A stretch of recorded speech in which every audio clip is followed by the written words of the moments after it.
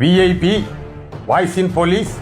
இது போலீஸ் பொதுமக்கள் நல்லுறவுக்கான. அனைவருக்கும் வாய்ஸ் இன் போலீஸ் உங்கள் விஐபியின் வணக்கங்கள். அப்புறம் கடந்த 10/5/2026 மாண்புமிகு முதல்வர் திரு விஜய் அவர்கள் தமிழக முதல்வராக பதவியேற்றுக் கொண்டார். அதிலிருந்து தொடர்ச்சியாக பல்வேறு சங்கத்தினர், அலுவலர்கள் சங்கத்தினர், அப்புறம் பல்வேறு அமைப்பு எல்லாம் போய் தொடர்ச்சியாக சந்திக்கிறதோடு இல்லாமல் அவர் தம் கோரிக்கையை கொடுக்குறாங்க. முதல்வர் ரொம்ப கவனமாக கேட்டுக்கிறாரு. எல்லாத்தையுமே பரிசீலித்து ஆவணம் செய்வோம்னு சொல்லியிருக்கிறார். காவல்துறை சார்பாக ஒன்றும் அமைப்பு இல்லைல்ல, அதான் உயர் அதிகாரிகள் போய் சந்திக்கிறாங்கல்ல அப்படின்னு சொல்லி நினைக்கக்கூடாது. உயர் அதிகாரிகள் பூங்கொத்து கொடுப்பாங்க.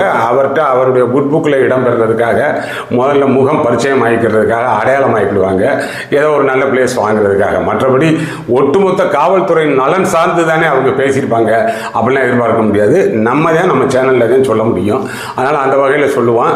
புதுசாக எதுவும் கோரிக்கை சொல்லலை. முதல்வரே அவருடைய தேர்தல் பரப்புரையின் போது பல்லாயிரக்கணக்கான மக்கள் முன்னிலையில் அவர் சொன்னது நேரடியாக அவரே இந்த காவல்துறையினுடைய சிரமத்தை உள்வாங்கி அவர் சொன்னது. அதனால் அதை நினைவுபடுத்துவதற்காக இது மற்ற மாஸ் மீடியா சேனலோ மற்ற யூடியூப் சேனலோ எடுத்தது கிடையாது. அதனால் நமக்கு காப்பி ரைட் வராது. இது நேரடியாக நம்ம வாய்ஸ் இன் போலீஸ் சேனலுடைய நிருபர்னா யார்? நீங்கள் தான் நிருபர். யார்? போலீஸே நிருபர். மக்கள் நீங்கள் எடுத்து அனுப்புறது தானே கொடுத்துக்கிட்டு இருக்கேன் நான். அதனால் இது காப்பி ரைட் வராது. ஒரு நிமிடம் 1.5 நிமிடம் உங்களுக்கு தெரிந்த தகவல் தான். முதல்வர் கவனத்துக்காக அதை போடுறேன், அது கொஞ்சம் பாருங்க. 4வது, காவலர்களின் அடிப்படை மாத ஊதியத்தை 18,200 ரூபாயிலிருந்து 25,000 ரூபாயாக நமது டிவிக்கு அரசு உயர்த்தும். அதிக மன அழுத்தம் உள்ள பணிகளில் ஈடுபடும் காவலர்களுக்கு பணிப்படியாக மாதம் 1000 ரூபாய் கூடுதலாக வழங்கப்படும். காவலர் நலன் மற்றும் பணி நிபந்தனைகள் சட்டத்தை, அதாவது police welfare and working conditions act, நமது டிவிக்கு அரசு இயற்றும். அச்சட்டத்தின்படி காவலர்களின் பணி நேரங்கள் முறைப்படுத்தப்படும். அதிக பணி சுமை கொண்ட காவலர்களுக்கு வாரத்திற்கு ஒரு சுழற்சி முறை விடுமுறையை உறுதி செய்யப்படும். சலவை படியை, அதாவது வாஷிங் அலவன்ஸ் 500 ரூபாயிலிருந்து 1000 ரூபாயாக உயர்த்தப்படும். மேலும் மதுரை, கோயம்புத்தூர், திருச்சி, திருநெல்வேலி, சேலம் மற்றும் வேலூர் ஆகிய இடங்களில் காவலர் நல மருத்துவமனைகள் நமது டிவிக்கு அரசு நிறுவும். கடைசியாக, பெண் காவல்துறை அதிகாரிகள் பாதுகாப்பு நெறிமுறை அல்லது பாதுகாப்பு பணிகளுக்கு பணியமர்த்தப்பட மாட்டார்கள்.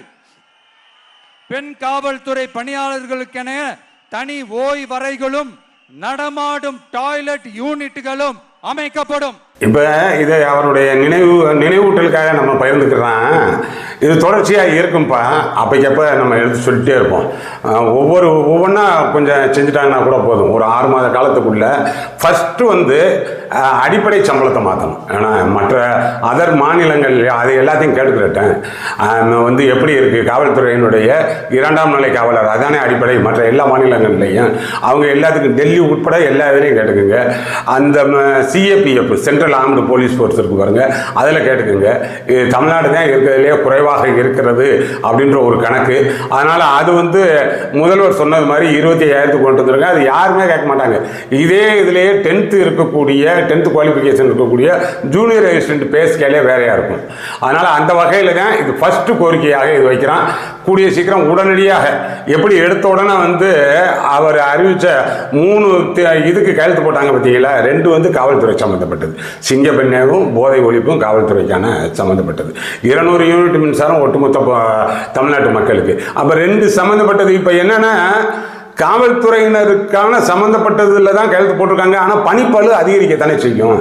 இப்போ சிங்கப்பெண்ணை வச்சாச்சு, போதை பொழிவு எல்லாத்துக்கும் அதிகப்படியான ஃபோர்ஸ் பயன்படுத்துகிறான் அப்படின்ட்டாங்க. இல்லை ஆள் இல்லை, இதுக்குள்ளே தானே பயன்படுத்த போகிறீங்க. ஆனால் போலீஸ் யாரும் சலிக்க மாட்டாங்க, எல்லாம் வேலை பார்ப்பாங்க. அதற்காக அந்த காவல்துறையினரை ஊக்குவிக்க வேண்டியதும் அரசினுடைய கடமை தானே.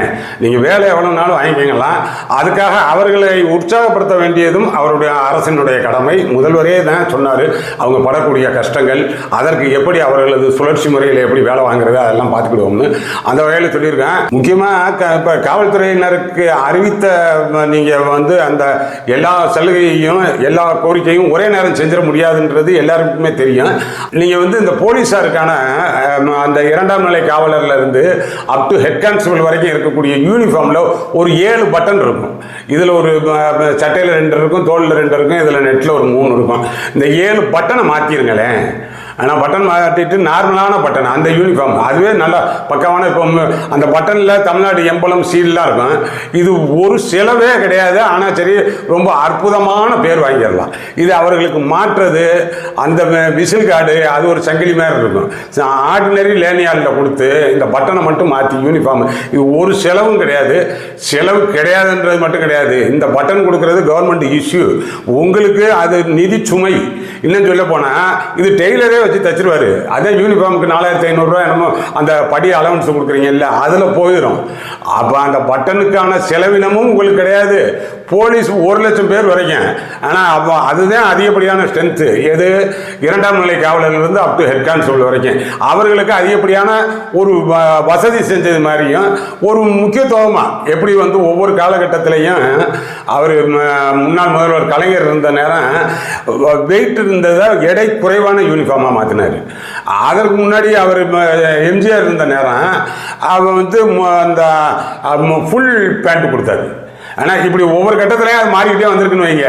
இப்போ இவர் மாண்புமிகு முதல்வர் விஜய் காலத்தில் அந்த பட்டன் இல்லைப்பா மாறிடுச்சு அப்படின்றது ஒரு குறிப்பிடத்தகுந்த மாற்றமாக இருக்கட்டும் அப்படின்றதுக்காக சொல்கிறேன். அது இன்னும் சொல்ல போனால் இப்போ இருக்கக்கூடிய முதல்வர்கிட்ட இன்னும் கொஞ்சம் உரிமையோடு அந்த காவல்துறையினர் கேட்குறதுக்கு என்ன இருக்குன்னா, அன்னைக்கு தபால் ஓட்டு விழுந்துச்சு பார்த்தீங்களா, அந்த கவுண்டிங் டே அன்னைக்கு 4/5/2026 என்னும் பொழுது காலையில் 8 மணிக்கு கமெண்ட்ஸ் ஆச்சு. 8 to 8:30 தபால் ஓட்டு தானே. தபால் ஓட்டு யார் போடுவா? எல்லா அரசு ஊழியரும் போட முடியுமா?